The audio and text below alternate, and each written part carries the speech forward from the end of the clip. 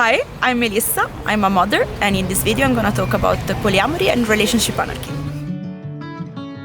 At the end of May, I spent a couple of days in Zürich, Switzerland, attending a conference. After the conference, I stayed a couple of extra days in order to be able to meet up with wonderful Melissa. I'm Melissa, I'm 30, and I'm doing a PhD in computer science.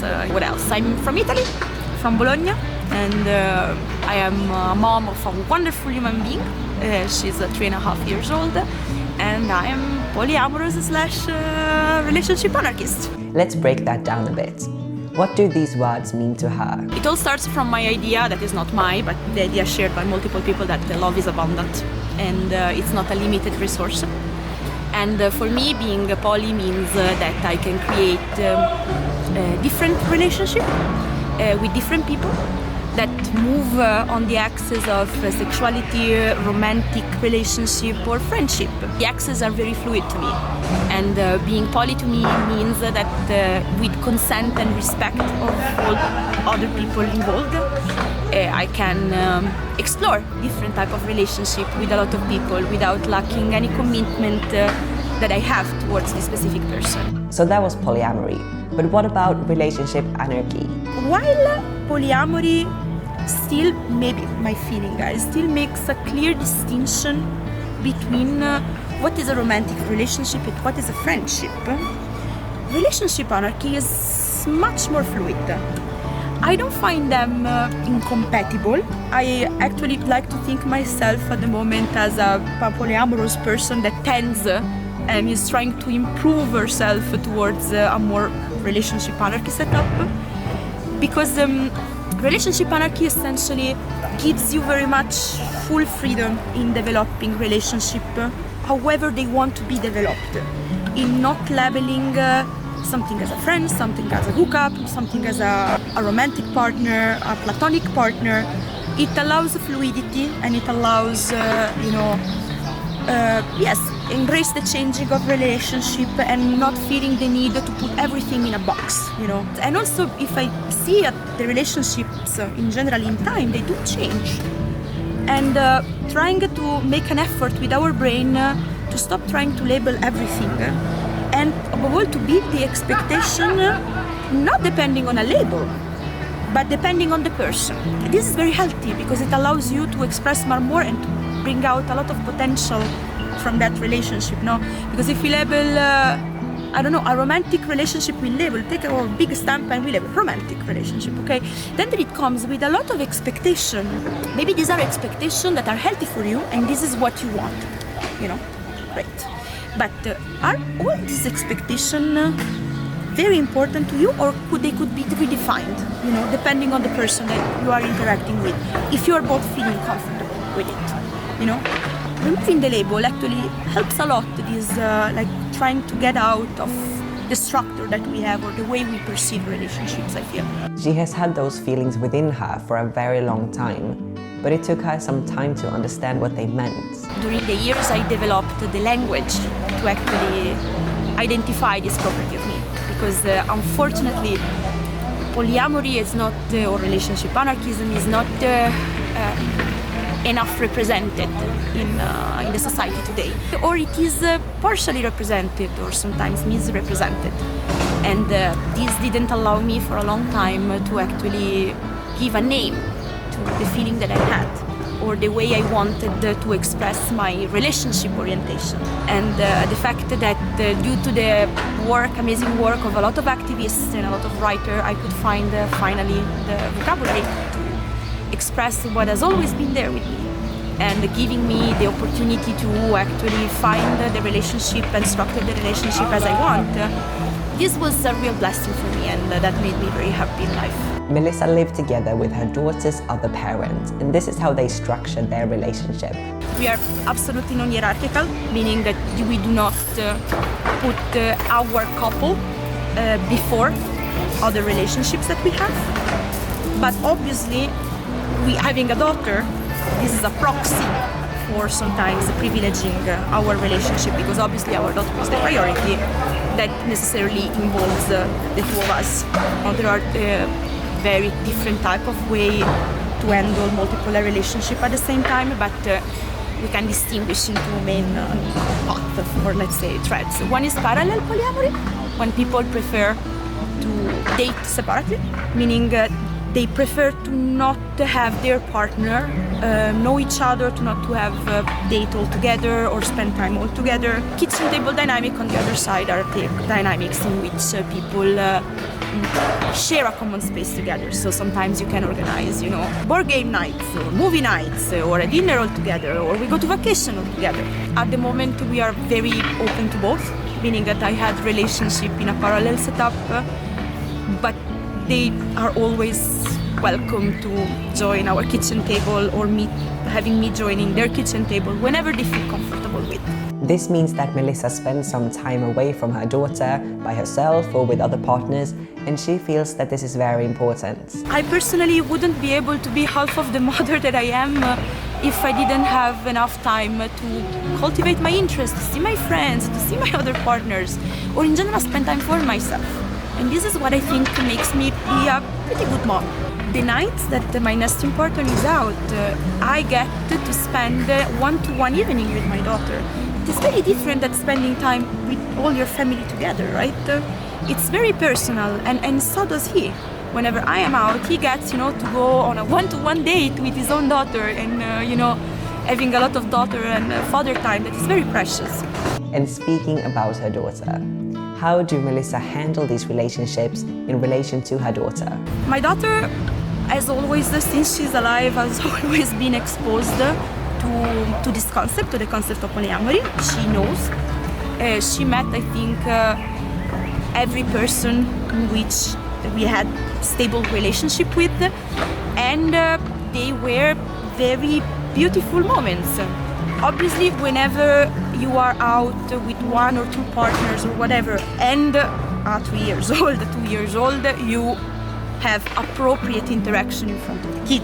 This is also independent of polyamory. I would not make out with her baby head in front of her. That would be embarrassing mostly for her, no? So you keep the interaction appropriate, child appropriate. But random kiss, random hug. She has always been in use in seeing her parents, being affectionate also to other people, while being very affectionate to each other. I like to expose her to the idea that you can have multiple loves in your lifetime, and they don't have necessarily to be serial. They can be, all together, as long as every person's boundary is respected. But that also being monogamous is an option. It's not the default, it's an option. And if in her life she will choose to be monogamous, she will have my complete full support on it. Melissa has some issues with people's general perception of what polyamory means. The way sometimes we do see poly relationship are extremely sexualized. And it is important to stress that it's not about that, but it's also about that. It's both.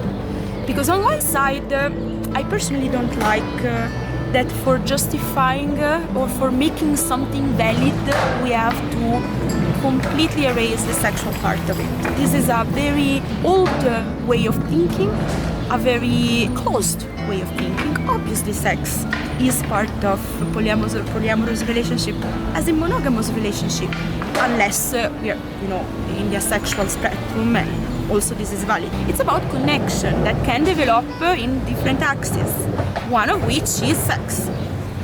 And that could be amazing sex. Another question that I always embarrassingly get asked is, but so you do it all together? I personally not. But I know people that like it. They are all consenting adults in their full, set of mind, and whatever makes them happy, and it's totally valid, totally amazing.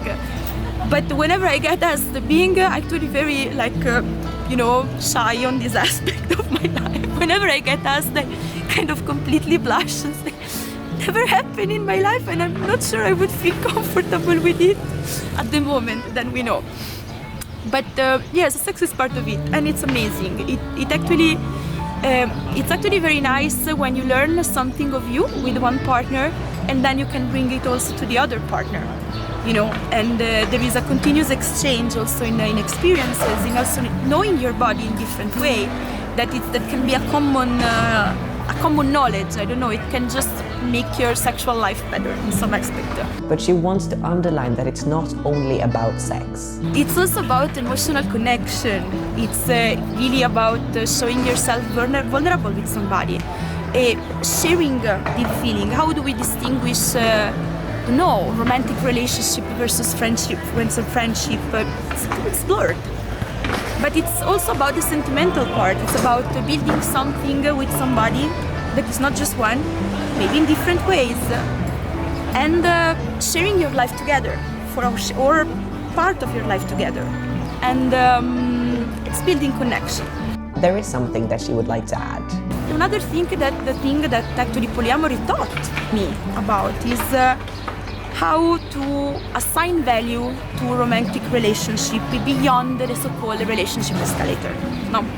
So, if we define what relationship escalator is, the expectation that a romantic relationship should follow a predefined path. So you know each other, you build something together, you go live together, you marry, you have kids, and then you stay forever together. This is the so-called, relationship escalator. Whatever diverges from the relationship escalator, that can be a breakup, that can be a divorce, it's a failure of the relationship. So we failed in climbing that stair, and now we have to start from scratch. What polyamory in general taught me is that the relationship can also be not failure, they can be fulfilling, even if they finish at some point. Even if they do not follow the so-called relationship escalator, even if you don't want to have kids, even if you don't want to live together, even if you don't want to get married. Why do we have to define the success of a relationship depending on how many checkboxes we mark first? And is forever really what do we aspire? I know that Disney ruined us all on this, no? Maybe we stay together forever, that would be great. But if we're not gonna be together forever, that's also great. What values does it take away from the past? The fact that at a certain point in life, we are not together anymore. One last thing she would like to add is an answer to a question she sometimes gets asked. Sometimes I get asked, okay, but how can you love multiple people? Because the hypothesis in the back is always, we have one love. The concept that romantic love is one and only, for me, is very hard to understand, because we are okay with the idea of having multiple children and loving them. And as a mom, I know how overwhelming the love for your kids is. It's kind of something that fills you up, you literally shake of love. But you can have that very special and unique love. It's not so unique, because if you have multiple, you love your children. We have multiple friends. We love our friends. It's not that we love just one friend. And it's something that we are comfortable with. So why can't we apply this also to romantic love? What is it about romantic love that makes it so hard for some people to think that it has to be, at the time, one and only? I don't know. It hasn't always been easy carrying these feelings within her without having the words to describe what they mean. So I asked her what she would tell her teenage self. I would like to hug the 15 years old me, honestly, because there was absolutely nothing wrong with what she was feeling, and reassure her that she's gonna have the time in her life to express and to be validated and to be happy with what she is, without having to modify herself or put herself down so much. Because actually it's not that I was not able to love. I was able to love too much.